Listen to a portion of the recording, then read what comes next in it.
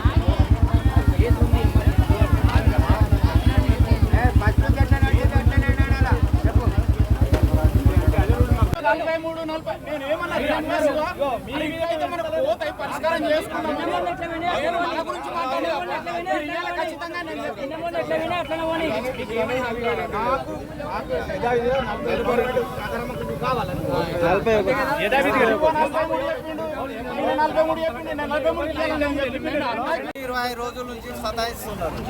First పోయినాయి చాలా మంది వెళ్ళిపోయినాయి. ఒక 40-45 మంది ఉన్నాయి. ఇవాళ వరకు ఏమన్నారు, మొన్నటి దాకా 42 కిలోలు జోక్కున్నారు. అయితే ఇప్పుడు ఏమంటారు, ఇంకొక కిలో ఎక్స్ట్రా ఇడిపెడితే ఏమవుతుంది, ఏమైనా పోతుందా రైతులది, వర్షం పడితే ఏమొస్తుంది అనే టైప్ మాట్లాడుతారు. అంటే ఇట్లనే అనుకుంటా పోతే గాలి పాలు తప్ప అని 1 కిలో తీసుకుంటారు, సంచికి ½ కిలో ఉంటే కిలో తీసుకుంటారు. ఇవన్నీ పోగా మళ్ళీ ఇప్పుడు మళ్ళీ కిలో ఇవ్వమంటే రైతులు ఏం పోతుంది అంటారు. కష్టపడితే లోడ్ చేయాలంటే ₹2 కావాలంటున్నారు రైతులు, సంచికి ₹2 ఏడికి వెళ్ళేమంటారు. మరి అదంతా బాగా సెంటర్లు బంద్ చేసి తాళాలు వేసి మేము వడ్లు కొనమంటే ఈ రైతులంతా ఏదైనా పని చేసుకుంటారు కదా. ఈ రోజు వరకు ఇప్పటి వరకు 6 నెలలు పనిచేసి ఇక్కడ తీసుకొచ్చిన తర్వాత 25 రోజుల తర్వాత 14, 13, 18 అంటే ఏనియాడు కుప్ప. మనకు 13, 17, 16 వస్తే చేయిస్తుండు, మ్యాచ్ వస్తే చేయిస్తుండు. ఇప్పటి వరకు ఏది లేదు. ఇప్పుడు అందరు పోయినోళ్ళు వేయరు, ఉన్నోళ్ళు మేము ఇట్లా చేస్తున్నారు. సిఓ గారు ఏమంటారు అంటే, లేదు ఇప్పుడు 3 కిలోలు ఇస్తేనే తీసుకుంటామంటారు. 3 ఎందుకు అన్ని కొండవండి, మీరే బతుకోర్రి. వీళ్ళకి ఇవ్వాలి, రైతులకు పిల్లలు లేరు, వాళ్ళకు సిఓలకు చైర్మన్లకు వాళ్ళకే ఉన్నారు, వాళ్ళే ఉంచుకొని అని మేము అంటున్నాం. మేము వడ్డీనే ఉండమంటున్నాం, మాకు వద్దు, ఏ డబ్బులు అవసరం లేదు. ఇప్పుడు మనకున్న ముఖ్యమంత్రి కూడా అట్లనే ఉన్నాడు కాబట్టి వాళ్ళందరూ బతకాలంటే ఈ రైతుల్ని ముంచాలి. అలా మేము చెప్పేది ఇది.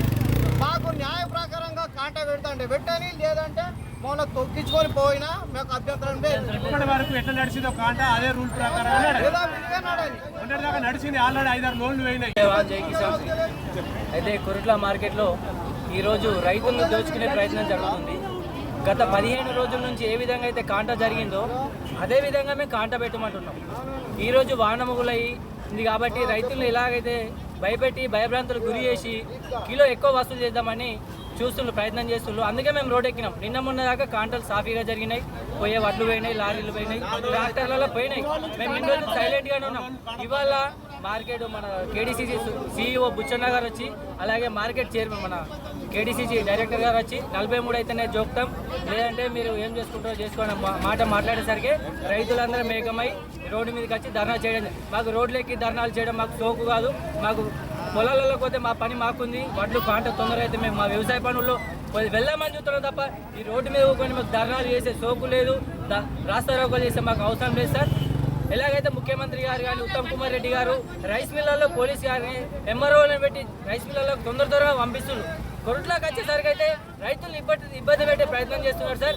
దయచేసి ఉన్నతాధికారులు కానీ ఎమ్మెల్యేలు కానీ మంత్రులు కానీ దయచేసి మా రైతుల కోసం పట్టించుకోండి, మా వడ్లను త్వరగా పంపించే ప్రయత్నం చేయండి. ధన్యవాదాలు. ఇంతకుముందు రైస్ మిల్తో సంబంధం లేకుండా ఇక్కడ పెద్ద లాట్ వేసారు. లాట్ వేసిన తర్వాత అట్లనే లాట్ వేసిన తర్వాత వాళ్ళకి అవసరం ఉన్నప్పుడు రైస్ మిల్ వచ్చి ఆ లాట్ తీసుకొని పోయాడు. ఇప్పుడు రైస్ మిల్ కొంటలేరు, రైస్ మిల్ కొంటారు, మా మీద ఏం చూడు. వీళ్ళు వాళ్ళు కనొచ్చని మాకు సంబంధం లేని విషయం కదా. మాకు ఇంతవరకు 42 కొట్టుకున్నారు కాంట అంతేనాడని మాకు సంబంధం లేదు. మళ్ళీ 43 మళ్ళీ 3 కిలోలు ఎక్కువ ఇవంటే మనం ఇంకా కొంచెం అయితే మళ్ళీ 44 గంటలు రేపు ఒక రోజు మళ్ళీ అలాగే మేము ఇంతకుముందు లారీలకు పైసలు ఇవ్వలే లోడ్ చేసిన దానికి. ఇప్పుడు 2 రూపాయలు ఇస్తున్నాం, బస్తాకు 2 రూపాయలు లోడ్ చేసిన దానికి. మాకు ఏం లేదు, ఇంతకుముందు ఎట్లా జరిగిందో కాంట అట్లనే జరగదు. అదే రూల్ ప్రకారం కిలో అవసరం లేదు, ఎట్లా తీసుకున్నారో అదే రూల్ ఉన్నాడు. దానికంటే ఎక్కువ మేము ఇయ్యలేక తప్పుకోండి.